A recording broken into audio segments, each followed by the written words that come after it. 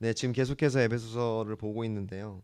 이렇게 한 절씩 한 절씩 보고 있죠. 그러면 그런 생각이 들죠. 그러면 아우 이거 어느 세월에 에베소서를 다 끝내나. 이거 1년 걸리겠네. 뭐 이런 생각이 들릴 수도 있는데요. 어, 이제 이렇게 천천히 가기도 하고 또 이제 빠르게 또 한 10절 정도를 또 갈 때도 있을 줄 믿습니다. 그래서 저도 이제 지금 에베소서를 다 연구해 놓은 게 아니라 이제 날마다 연구해 가고 있는데요.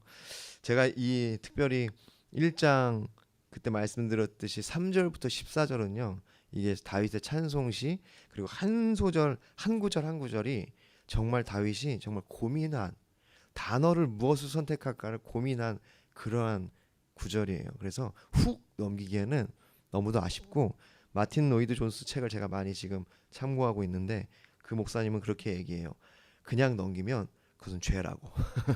이게 굉장히 그리스도의 그 기독교 신앙의 그 진수가 한 소절 한 소절에 담아 있고 바울이 이것을 쓰기 위해서 한 단어를 선택하기 위해서 정말 많이 고민한 것을 자기는 느껴진다고. 그래서 그렇게 고백하고 있습니다. 그래서 저도 이게 쭉쭉 넘길까 하다가 이렇게 그냥 주시는 마음을 따라서 짧게 짧게 또 집중해서 가길 원하는 마음에 또 오늘도 한 절을 보기 원합니다. 오늘 본문은 이렇게 보시면요. 하나님께서 우리를 택하셔서 당신의 백성으로 선택하신 목적을 좀 나타내고 있거든요. 그것이 뭐냐면 거룩하고 흠이 없게 하시려고. 그래서 거룩하고 흠이 없게 하시려고 우리를 부르셨습니다. 그것이 하나님의 목적입니다. 이것이 하나님 그 바울은 이 목적을 하나님께서 우리의 삶에 이루기 위해서 오늘 본문 이 구절에서 세 가지 요점으로 나누고 있거든요. 그것이 뭐냐면 이 말씀에 나와 있듯이 그 첫 번째는 거룩하고 흠이 없이, 두 번째는 하나님 앞에서, 세 번째는 사랑 안에서입니다. 어저께도 이제 지난주에도 말씀드렸듯이 지금 이 3절부터 14절이 한 문장이에요. 한 문장을 곧이라는 전치사를 통해서 계속 이어서 설명하는 거거든요. 그러니까 주제는 그겁니다. 하늘의 신령한 복을 우리에게 주셨다. 믿으시기를 바랍니다. 이미 이 복은 우리 가운데 있는 것이에요. 내가 쟁취하는 것이 아니라 믿으면 되는 겁니다. 그 복이 무엇이냐? 첫 번째라고 설명하는 것이 창세전에 너를 선택한 것이다. 지난주에 말씀드렸죠. 순서가 내가 선택해서 내가 복을 얻는 것이 아니라 이미 창세전에, 세상이 있기 전에 나를 택하셔서 복이 있게 하셨습니다. 그게 순서고, 그렇기 때문에 내가 예수 안에서 그리스도를 믿게 되었고 그 복을 얻게 된 거예요. 그래서 그 신령한 복이 무엇이냐? 창세전에 그리스도 안에서 우리를 택하사 우리로 사랑 안에서 그 앞에 거룩하고 흠이 없게 하셨다는 것입니다. 첫 번째, 거룩하고 흠이 없이. 두 가지 요소가 있죠. 거룩과 흠이 없다. 거룩은요, 그냥 쉽게 말씀드려서 성화를 의미합니다. 이 두 가지는 성화를 의미해요. 그러니까 우리가 거룩하다라고 할 때 성경에서는 이렇게 크게 생각하시면 돼요. 우리가 거룩하여진다라고 할 때는 먼저는 이미 하나님께서 우리를 칭의, 의롭다라고 칭하셨어요. 지지난 주일 예배였죠. 하나님이 이미 우리를 의롭다고 칭하셨어요. 그래서 우리가 더 이상 죄의 종으로 살 필요가 없습니다. 두려워할 필요가 없어요. 두려워하는 것은 그 종의 영. 그러니까 우리는 양자 영을 받았기 때문에 두려워할 필요가 없습니다. 그래서 칭의라는 거룩함이 우리 가운데 이미 있어요. 그리스도를 옷 입는 겁니다. 근데 오늘 본문에서 얘기하는 거룩함은요, 성화예요. 그러니까 우리가 이미 그 선포된 거룩함을 이제는 날마다 우리의 삶을 통해서 이루어가게 하시는 것. 그것 또한 내 의가 아닙니다. 내 의지는요, 늘 말씀드리지만 출구 없는 방이에요. 아시지 않습니까? 내 의지로 나의 거룩함을 만들 수가 없어요. 우리가 오늘 아침에도 이렇게 아침 예배를 사모하고 나오는 이유가 내 스스로가 거룩함을 만들 수 없기 때문에 이 출구 없는 방에서 유일한 소망은 주님 앞에 무릎 꿇는 것, 그분이 나를 인도하시는 것을 우리가 믿기 때문에 나온 줄 믿습니다. 그래서 그 칭의라는 것이 거룩함이고 또 날마다 성화되어 가는 것, 그것이 거룩함인데 오늘 이 본문에서 말하는 거룩함은 그 칭의라는 것이에요. 그래서 먼저는 첫 번째 요소인 그 거룩은 내면의 그 성결함을 의미한다고 여러분 믿으시면 되고요.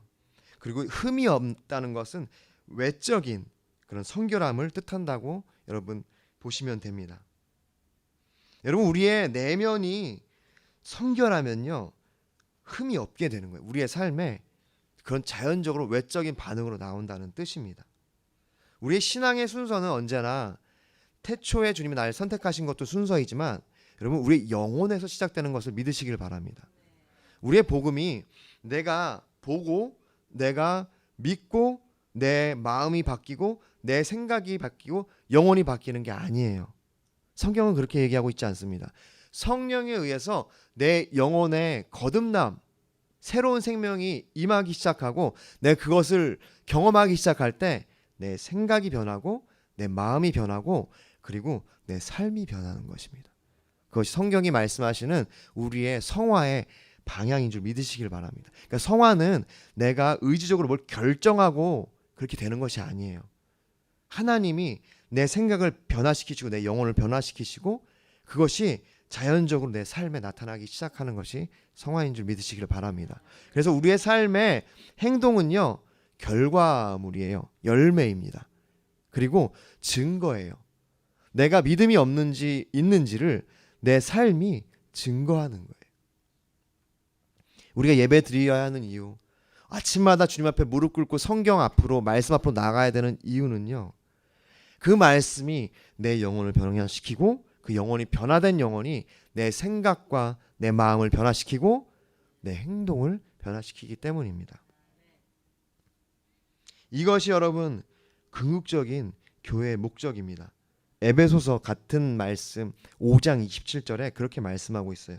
자기 앞에 영광스러운 교회로 세우사 티나 주름 잡힌 것이나 이런 것들이 없이 똑같은 말씀하세요. 거룩하고 흠이 없게 하시려고. 여러분 교회의 목적이 주님이 우리를 거룩해 하시는 거예요. 성화, 내 내면이 변화되고 이미 선포된 그 칭으로 말미암아 우리가 믿음이 생기고 그 믿음 안에서 내가 하는 것이 아니라 주님이 내 생각을 변하고 마음을 변화시키시면 내가 내면이 거룩해지고 그것이 흠이 없는 내 생활로 나타난다는 것입니다. 여러분 그러면은 주님이 우리를 교회로 부르신 그 뜻이 완전히 이루어지시는 건 줄 믿으시기를 바랍니다. 그러므로 거룩은 궁극적으로 하나님의 본질이자 우리를 향한 그 뜻인 줄 믿으시기를 바랍니다. 레위기 11장 45절에 나는 너희의 하나님이 되려고 너희를 애굽 땅에서 인도하여 낸 여호와라. 이미 우리를 애굽 땅에서 인도하여 냈지. 그분이 우리에게 뭘 원하시냐면 여기 말씀에 레위기 11장 45절에 내가 거룩하니 너희도 거룩할지어다. 하나님은 절대적인 빛이고 영광이고 절대적인 완전함입니다. 그러므로 우리를 부르시고 우리와 관계하시는 하나님이 거룩하기 때문에 우리도 거룩하라고 명령하고 계세요. 그러므로 우리가 우리의 주어진 삶을 호락호락 살 수가 없습니다. 여러분 호락호락 살라고 얘기하는 것은요 성경의 메시지가 아니에요. 성경은요 우리가 받은 이 놀라운 은혜가 한이 없고 역사를 변화시키시고 흠이 없는 빛이시기 때문에 우리의 삶이 완전해야 된다고 말씀하고 계십니다. 여러분 그러나 내가 그것을 계속해서 반복하지만 내가 만드는 것이 아닌 줄 믿으시길 바라고 그 무거운 짐을 지지 마세요. 내가 만드는 것이 아니에요. 여전히 내 삶은 문제가 있고 슬프고 우울하고 많은 해결해야 될 과업들이 있을 거예요. 책임들이 있을 것이고 그러나 여러분 하나님이 우리를 부르셨기 때문에 그분이 미쁘시기 때문에 미쁘시단 말이 신실하다는 말입니다. faithful. 신실하기 때문에 뭐라고 말씀하시면 그가 또한 이루시리라. 그러므로 우리를 부르시고 우리와 관계하시는 하나님께서 우리를 거룩하게 변화시켜 가실 것을 믿으심으로 거룩을 소망하시기를 바랍니다. 이것이 우리의 복이에요. 할렐루야. 두 번째, 그 앞에서 오늘 바울은 우리가 하나님 앞에서 그렇게 그 거룩의 사명을 감당하는 것을 세 가지로 말씀하고 있어요. 거룩하고 흠이 없게. 두 번째, 그의 앞에서 우리가 하나님의 존전에 있다는 얘기입니다. 그 앞에 실제적으로 있다는 얘기예요. 우리는 늘 이렇게 자주 망각하지만 하나님은 늘 내 앞에 계셔요. 그것을 라틴어로 코람 데오라고 하죠. 제가 말씀드렸죠. 하나님 앞에서. 그래서 예전에 그러한 기독교 지도자들이나 많은 성직자들 혹은 모든 신앙인들이 코람 데오를 굉장히 중요하게 여겼습니다. 하나님 앞에서. 내가 모든 삶에 하나님 앞에서. 날마다 하나님 앞에 서는 것입니다. 이것은 실제적으로 하나님과 교제하는 삶을 의미합니다. 이것은 우리가 하나님과 행하도록 하려는 하나님의 뜻입니다. 하나님과의 그 주님이 주신 양심 안에서 주님과 교제하고 주님과 함께하는 거예요.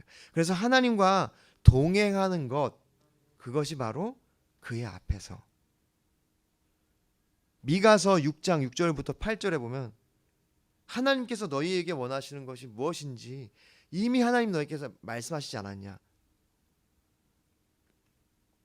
천천의 그런 강물 같은 기름이냐, 수양의 수만의 그런 소들이냐, 재물이냐, 아니면 마다들 드리는 것을 원하겠냐. 뭐라고 말씀하시냐면, 사람아, 주께서 너에게 원하시는 것을 주께서 이미 보이셨나니 하나님께서 너에게 원하시는 것은 인자를 사랑하고 그리고 겸손히 내 하나님과 동행하는 것, 그리고 정의를 해나가는 것. 동행하는 것이 주님이 우리 가운데 원하시는 거예요. 그것이 바로 하나님 앞에서 그렇게 동행한다는 뜻, 하나님 앞에 선다는 뜻. 코람데오는 결국은 뭐냐면, 코람데오가 이루어지면 우리의 삶이 완전해집니다. 우리가 왜 잘못 살고 왜 죄를 짓고 왜 그렇게 낙심에 빠지고 소망 없이 사냐면 하나님의 앞에 계신 것을 망각하고 스스로 또 망각시키기 때문이에요. 내가 하고 싶은 걸 하려고. 창세기 17장 1절, 아브라함이 99세 때 여호와께서 아브라함에게 나타나서 그에게 이르시되 나는 전능한 하나님이라 너는 내 앞에서 행하여 완전하라. 하나님은 신약이나 구약이나 같은 하나님이세요. 우리에게 요구하시는 것이 뭐냐면, 내가 너에게 놀라운 복을 이미 줬고 넌 완전한 나와 함께하기 때문에 너도 완전해야 된다. 할렐루야. 이것이 주님이 우리를 향한 뜻인 줄 믿으시기를 바랍니다. 이것이 구원의 목적과 종착점입니다. 주님과 동행하는 것. 에덴 동산에서 하나님과 완전한 교통이 있었죠. 완전한 교제가 있었어요. 하나님과 함께 살고 하나님께 함께 거하고 함께 걸었던 것. 아까 우리가 예레미야 2장 1절 2절 같이 말씀 읽고 나눴잖아요. 하나님이 그때를 그리워한다고 말씀하시는 거예요. 이스라엘 백성이 언제 완전했냐면 광야에서 아무 말 없이 주님을 따랐을 때. 근데 흔들리기 시작했죠. 먹을 물이 없다고. 그 전에 그들이 씨 뿌리지 못할 땅에도 기쁘게 찬송하며 나아갔던 그때를 하나님이 기억하시는 거예요. 주님 원하시는 그것입니다. 우리가 주님과 동행하는 것. 세 번째, 사랑 안에서. 여러분, 이 사랑 안에서는요, 사실 주석가들이, 많은 성경학자들이 여러 가지로 해석을 하고 연구를 합니다. 이것이 과연 무엇을 의미할까? 어떤 것을 수식할까? 이 말씀에 보면은 이렇게 말씀하고 있잖아요. 오늘 본문에 곧 창세전에 그리스도 안에서 우리를 택하사 우리로 사랑 안에서 그의 앞에 거룩하고 흠이 없게 하시려고. 사랑 안에서가 그러면 우리를 택하신 것에 그것을 꾸미고 있는가? 그러니까 우리를 사랑하시기 때문에 우리를 택하셨다냐? 아니면 우리를 사랑하시기 때문에 거룩하고 흠이 없게 하셨냐? 이렇게 많이 고민을 한다고 합니다.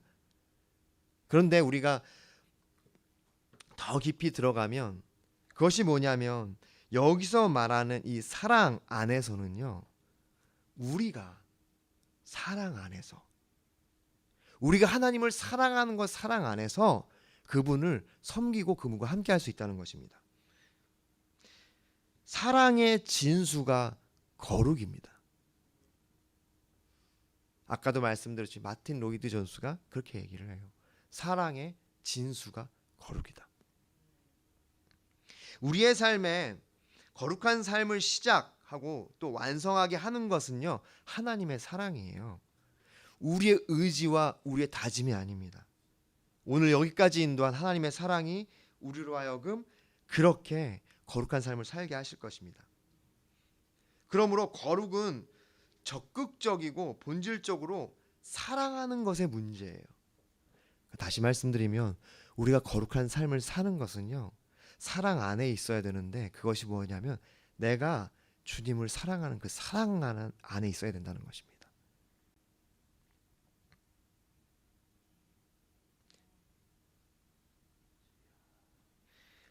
그것은 하나님의 율법을 즐거워하는 것이고, 의무감과 어떤 그 무거운 짐으로 하나님을 사랑하는 것이 아니에요.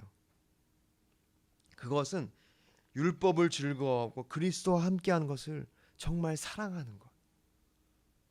시편 24편 27편 4절, 내가 여호와께 구하는, 평생에 구하는 한 가지 그것을 구하리니 내 평생에 여호와의 집에 살면서 여호와의 아름다움을 사모하는 그것이라. 여러분, 우리가 오늘 이 거룩함에 대해서 그것을 나누고 있는데, 여러분 그 핵심이 뭐냐면 사랑입니다. 제가 오늘 사실은 설교 주제는 사랑 안에서예요. 우리가 이 귀한 복을 시작한 것도 사랑이고 하나님의 사랑이고, 우리가 이것을 온전히 완성하는 것도 사랑입니다. 우리 평생에 추구해야 될 게 사랑입니다. 어떤 분이 그랬어요. 많은 후배들에게 평생에 해줄 조언이 있으십니까? 3가지가 있대요. 첫 번째도 예수님 사랑, 두 번째도 예수님 사랑, 세 번째도 예수님 사랑. 여러분, 우리가 이 주님의 이 뜻을 이루어가는 삶의 핵심은요, 주님을 사랑하는 겁니다. 사랑하면 즐겁고 그것이 기쁘고 거기에 빠져들게 되는 줄 믿습니다. 예수님께서 말씀하셨죠. 마가복음 12장 30절 32절, 너의 마음을 다하고 목숨을 다하고 뜻을 다하고 힘을 다하여 주 너의 하나님을 사랑하라 하신 것이요, 둘째는 이것이니 내 이웃을 내 자신과 같이 사랑하라 하신 것이라. 이보다 더 큰 계명이 없느니라. 이것이 거룩하고 흠이 없는 삶입니다. 이것이 하나님 앞에 있는 삶이고, 이것이 사랑 안에 있는 삶인 줄 믿으시기를 바랍니다. 이것이 바로 우리 교회의 목적이고 우리 그리스도인의 목적인 줄 믿으시기를 바랍니다. 이것이 바로 오늘 에베소서가 얘기한 하늘에 속한 신령한 복입니다. 주님을 사랑하고 이웃을 사랑하는 것, 참되게 세상 사람과 다른 거룩한 삶을 사는 것, 우리 모두가 그러한 삶을 살게 될 것을 믿고 또한 축복합니다. 할렐루야. 이 시간 함께 기도하시겠습니다.